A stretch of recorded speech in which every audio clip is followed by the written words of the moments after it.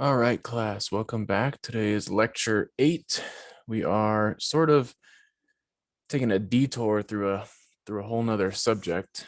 And there's a reason for that. It'll help us later. But today we're talking about linear combinations and linear dependence, which if you've taken linear algebra before, then you've seen this stuff. But it'll be very helpful for us. So let's get to it. So far what we've done is we've learned how to solve some differential equations of just one particular kind. So we've learned how to solve. I haven't really used this name much, but to be very fancy, they're called first order linear differential equations. We also learned how to do separable, and we learned how to do homogeneous. But I want to focus on these ones for now.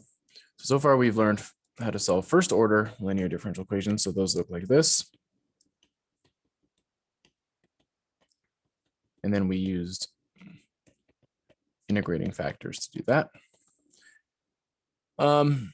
So what we're going to do is we're going to expand upon this type into higher order differential equations. So the word first order is tied to the fact that I'm just using one derivative, but that's going to change next. So next, we look at,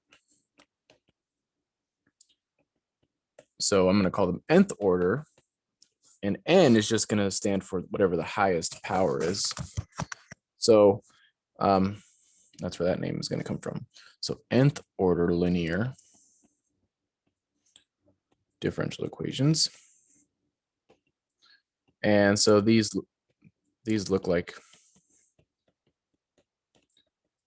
the following. They have a general format, but because I have n instead of a specific number of derivatives, I have to be very general. So the nth order refers to the fact that I have an nth derivative of my function y of x. So this is the nth derivative of y. And that's what that is referring to. But then I can have all the lower derivatives too. And each of those lower derivatives, let me leave some space here, can all have functions of x next to them. And so I have to use subscripts because I'll run out of letters if I just call them a, b, c or something. So this is going to be the nth minus 1 function of x attached to the n minus 1th derivative. Then you could have the next lowest derivative and so on. That's what these ellipses mean. And then it'll go all the way down until you get to the 0th derivative. So this is the n minus 1th derivative of y. The 0th derivative, that just means the function of y itself. You haven't taken any derivatives, so you've taken 0 derivatives. And that has another function of x called f sub 0 of x. And then on the right, there can be some other function of x, just like up here on the right, we call it q of x, but same idea. So this is the general form of an nth order linear differential equation.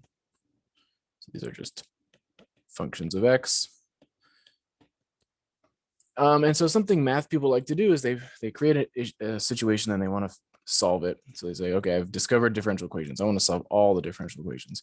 And they say, oh, that's too hard. Let me just limit myself. I'll just solve these ones.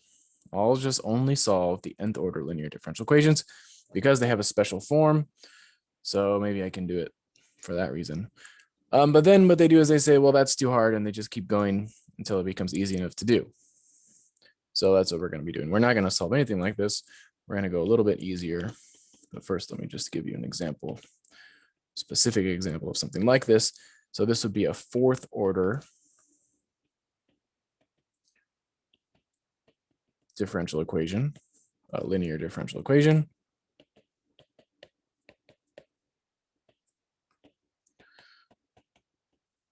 Because it's got a 4th derivative and it's of the correct form.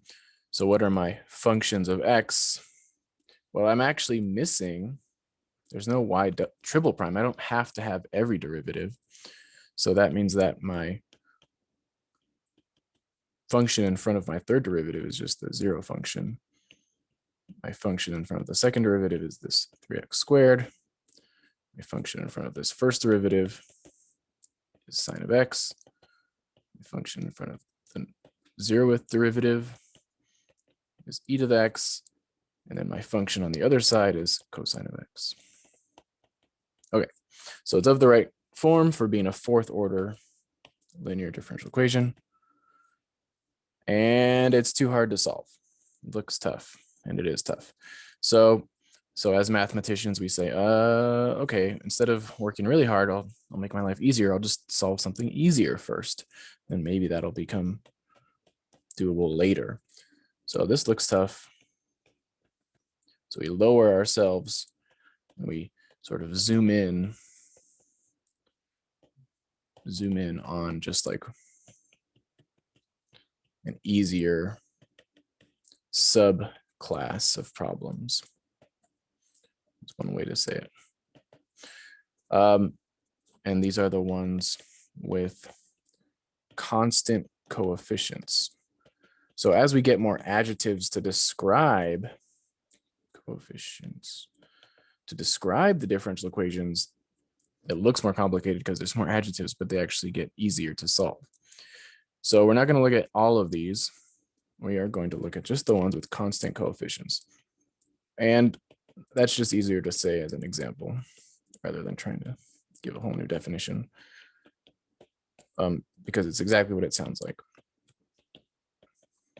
So this is an example of a third order linear differential equation with constant coefficients. And so why is this one with constant coefficients? Well, that refers to these functions of x are now just constants.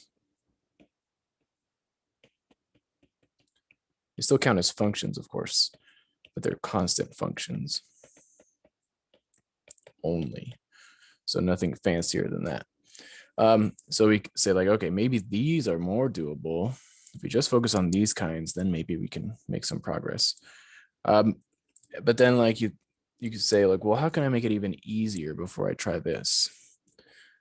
So that's what we're going to do. We're still not ready. We have to go deeper, zoom in more to something a little bit easier. We're going to worry about the ones. So first, we're going to solve the ones where the right side g of x is just 0. So I don't want this fancy cosine here. I just want 0. And those are the ones we're going to solve first, and those are doable. So we're going to solve things like this. Y triple prime plus 3y double prime minus 2y equals 0. Stuff like this. And of course, it has another adjective. So it's going to have a giant list of adjectives. So when 0 is on the right, instead of a more fancy function of x, we reuse a word that we used earlier. And it gets a bit confusing. So we call these homogeneous, even though we already said something else was homogeneous. So we just sort of have to reset our mind and use the word here now. So don't confuse it with the previous definition of homogeneous.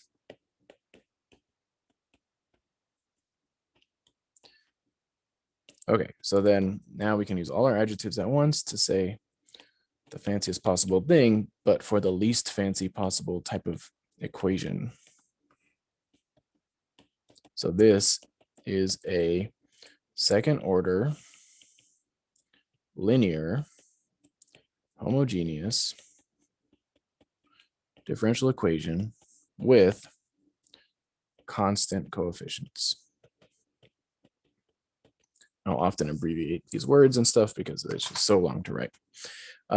So yeah, the more adjectives you get, ironically, the simpler the differential equation, because these adjectives are narrowing your view to easier things. That's what they're there for. Okay, so what does it have to do with the title of this lecture, which was linear combinations and linear dependence? And I told you we'd have to learn some linear algebra. Well, to solve these, we're going to need to bring in some linear algebra. So that's the goal. That's why we're bringing in linear algebra. So we're going to build up some theory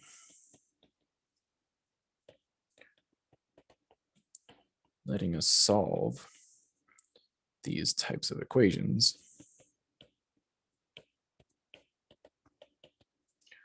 And it turns out, so now let me give a very general form.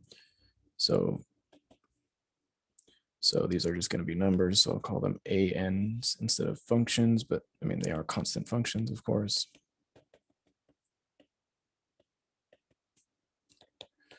So we're going to be solving these types of differential equations. We have to build up some theory to do it.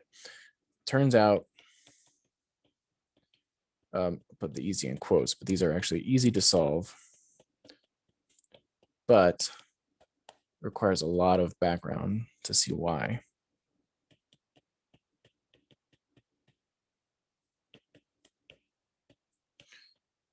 So eventually, if I'm going to ask you to solve stuff like this, and you're going to say, oh, that's easy to do, but it'll take a while to get there. Okay, in the background is going to involve some linear algebra, which is not a prerequisite for this class necessarily. So I have to explain it from the ground up. Okay. All right, so let's go through the background. Given some functions, so because there's an arbitrary amount of them, I'm going to label them by subscripts. And sometimes I'll be lazy and I won't write of x every time. So I'm going to subscript them up to n.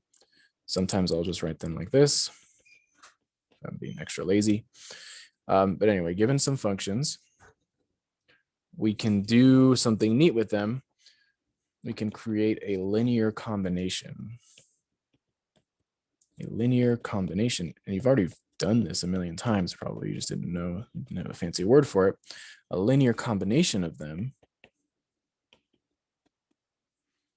is just sort of sticking a bunch of them together through addition and multiplication of constants. But in linear algebra, they use the word scalars. So it's any sum of constant multiples of them. So that just means I take C1 is just some number. So maybe I take 5 of the first function. I take like 37 of the second function. I take negative 1 million of the last function. It doesn't have to be whole numbers. It could be much weirder. So let's just see an example. So like 3x squared plus 2x plus pi sine of x plus e times cosine of x minus 2/9 e to the 3x.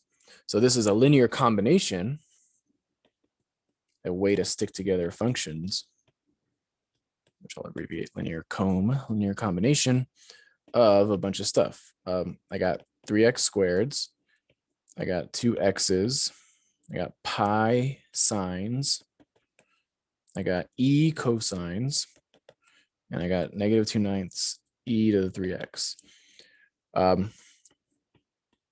So here, the first constant is 3, the second constant is 2, the third constant is pi, the fourth constant is e, the last constant is negative 2/9. So it's just a way to take functions that you already know and put them all together by adding multiples of them to each other.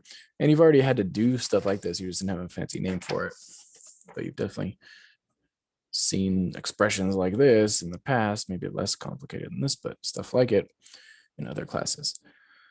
Okay, so linear combinations. So then we can get a little bit fancier. So let's just worry about 2 at a time because I don't want to write so much. So this is a linear combination, but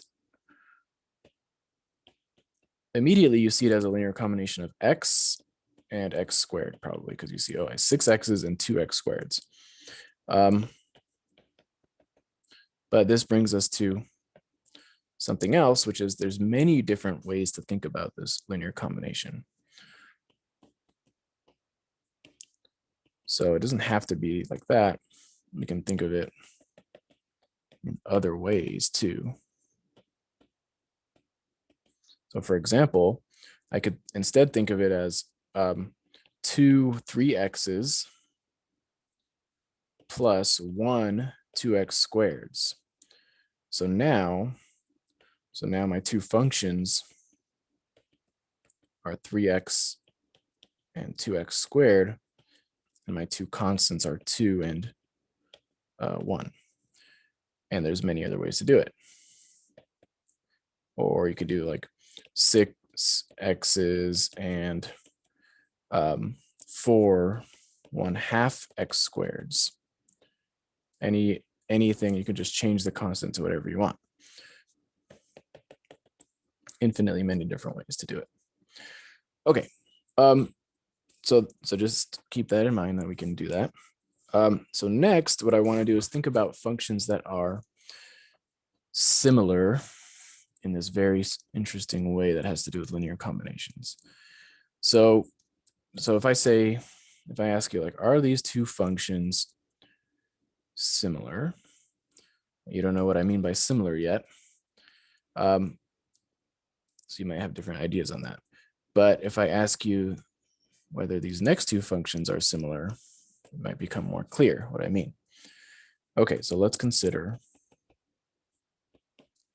just two functions. So f1 of x will be 3x, and f2 of x will be 6x. So in what way are these two similar that these two were not similar up there? So what's the difference? So of course you should think about it, but I will just tell you. They are similar in an interesting way to do with linear combinations, in that, and it has to do with what we were doing before, they are multiples of each other.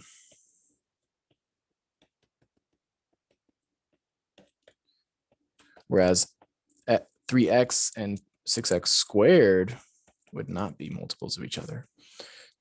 So I can express this in a really neat way. So I could say my f1 function, oh, well, that is just a half of 6x. So this is really just a half of the other function. So in other words, I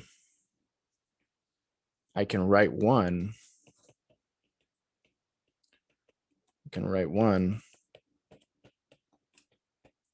as a linear combination of the other, a very boring linear combination of just one function. And that's really just because they're multiples of each other. And you could do the other way too. So I could say my second function, 6x, oh, that's just really 2 3x's. So that's really just 2 of my first function. So I can write them both as linear combinations of each other, but that's just saying that they're multiples of each other because I only have two functions. Whereas,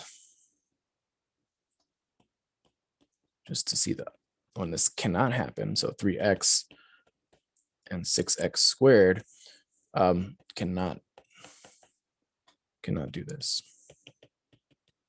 There's no way to write them as multiples of each other. Okay, so this question of thinking about when functions are multiples of each other is a good one to think about. But we want to express it using linear combinations instead of multiples for a good reason. So given two functions, can ask if they are multiples of each other.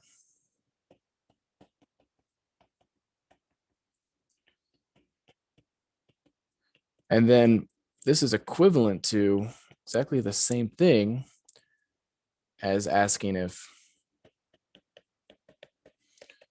they are a linear combination of each other.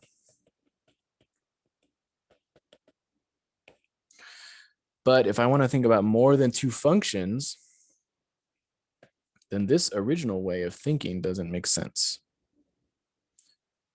So if I want to change 2 to 3 or better yet, n, it doesn't really work the same. It's hard to see if, like, what do you mean if they're multiples of each other? Like, one could be multiples of one other one, but are they all multiples of each other? I want to be a little bit more clear about that. And so then this way of thinking about it does work for n functions. It's perfectly reasonable to see if they are linear combinations of each other.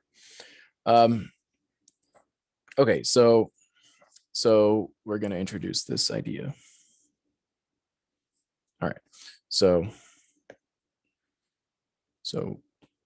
we use this other way of thinking.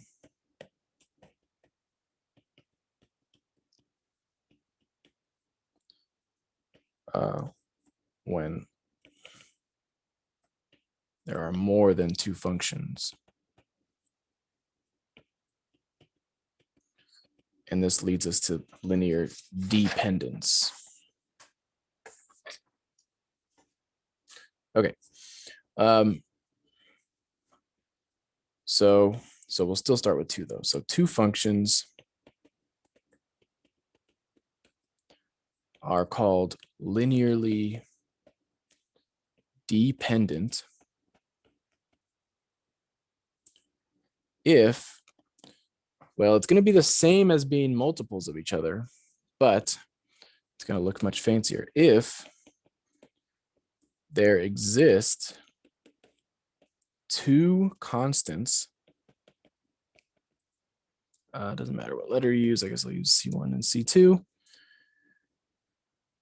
And they have to not both be 0. Very important thing. Such that, or so that, I'm able to make, oh, I didn't name the functions, f1 of x and f2 of x. So the 2 functions are the things that are linearly dependent. If I'm able to make a linear combination of them be 0, that's where these constants come into play. So I'm able to take C1 of the first one. So that could be like 10, and this could be like 20 of the other one, and it's able to add up to 0. Now, of course, how could I make a linear combination be 0? The easy way. Well, I could just make both C1 and C2 be 0, then 0 plus 0 is 0. So that's the whole point of this extra bit, is you're able to make a linear combination of them be 0 without just cheating. Like, oh, make 0 of each one. Well, of course that'll add to 0, but that's not helpful. Okay, so this is a very abstract definition of linear dependence or linearly dependent functions. But when we see an example, we'll see it's much simpler than it seems at first. Okay, so these 2 functions, 3x squared and 5x squared, are linearly dependent, which I'm going to abbreviate because it's too long to write. Okay, they are linearly dependent. Let's see it according to this definition. So can I find these 2 constants that make the linear combination be 0? Yes, I can. So since if I do 5 f's and I do -3 g's, then that is a linear combination of the two functions that add up to 0. And I haven't just cheated and made them both 0. Right, and so we can test this just on the side here. Yeah, if I take 5 3x squareds and I take -3 5x squareds, that is going to add up to 0 because these are going to cancel. So yes, they are linearly dependent. And of course, because there's only two functions, this is equivalent to being multiples of each other. But this definition is better because it extends to more than two functions. Okay, so for two functions, this is equivalent to multiples of each other.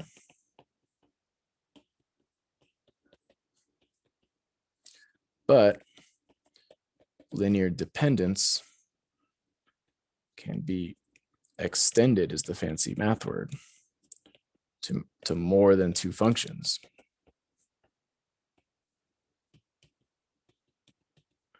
All I got to do is change 2 to whatever number I want, and it'll work out great. So let's see it here. So the functions, so now I'm going to be very arbitrary. f1, f2, all the way up to fn. So I have n functions, whatever n you want, and they are linearly dependent if, same definition, if, but instead of just two constants, if there are n of them. So C1 will go with F1, C2 will go with F2, Cn will go with Fn. If there are constants, or if there exists such that I can make a linear combination be 0 without cheating. So these have to not all be 0 again. That's cheating. Some can be 0, as we'll see, but not all of them. If there are these constants such that I can make a linear combination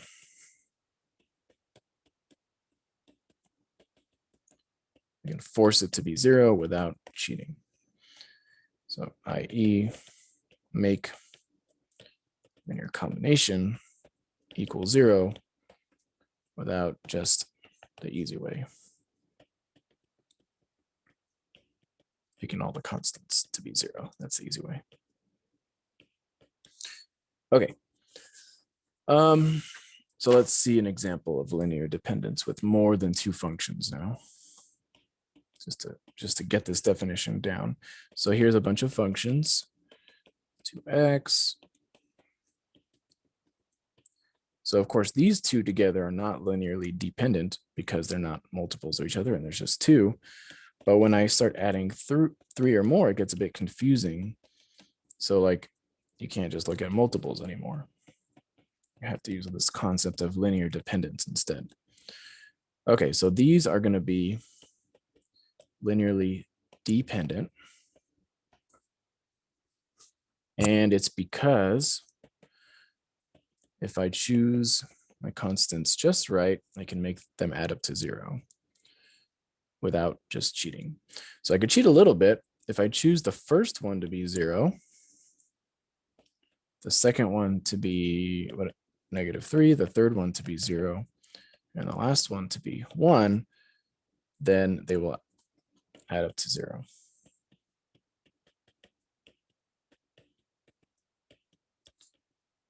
So this linear combination will add up to 0. So that's why they are linearly dependent. And I chose some to be 0. That's fine. As long as I don't choose them all to be 0, that's okay. So just to show the calculation, what do we get? We get 0, 2x's plus -3, 3x squareds plus 0 sine x's plus 1 9x squareds. And so this will add up to 0. because these both cancel out. Right. So, so some constants can be 0, just not all of them. And it's a bit sort of turns into the multiple definition because you can see ahead of time that these are multiples of each other. That's why, and that's really what's making them be linearly dependent. But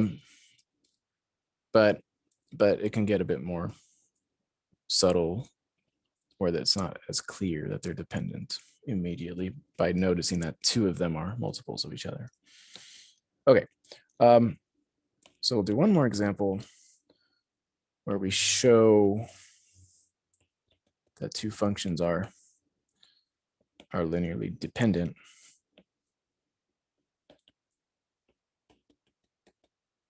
Just to give you a little recipe of how it can work in the general case. We're not going to do this stuff too much because it's not a linear algebra class, but this is the kind of stuff you might do in linear algebra, except with something called a vector instead of specifically functions. Okay, so I want to show that these are linearly dependent. I need, let's see, what happened to my pen? I need to find some constants. You can call them whatever letters you want. Sometimes I use capitals to make them stand out more, but I'll just use little a and little b, such that if I take a of f of x and b of g of x, that'll be 0. So I need to find a of these plus b of these, get that to be 0. So how can I like officially, b looks sort of like a 6, bad choice maybe. So how can I like officially find a and b very, very routinely, like always the same way? Well, I can just factor out, and then I get a little equation that tells me exactly what a and b could be. So if I want this to be 0, well, the function is not the thing that's 0. So after I factor, this is what I need to make be 0. And this will give me lots of options now. So I can do, if I do b equals 1, then I just have to pick a to be 3 over 2, right? Hopefully I did that right. And that will create a linear combination equal to 0 if I plug that back in up here. So if I take one of these, then I take 3 over 2 of these, then I will get 0.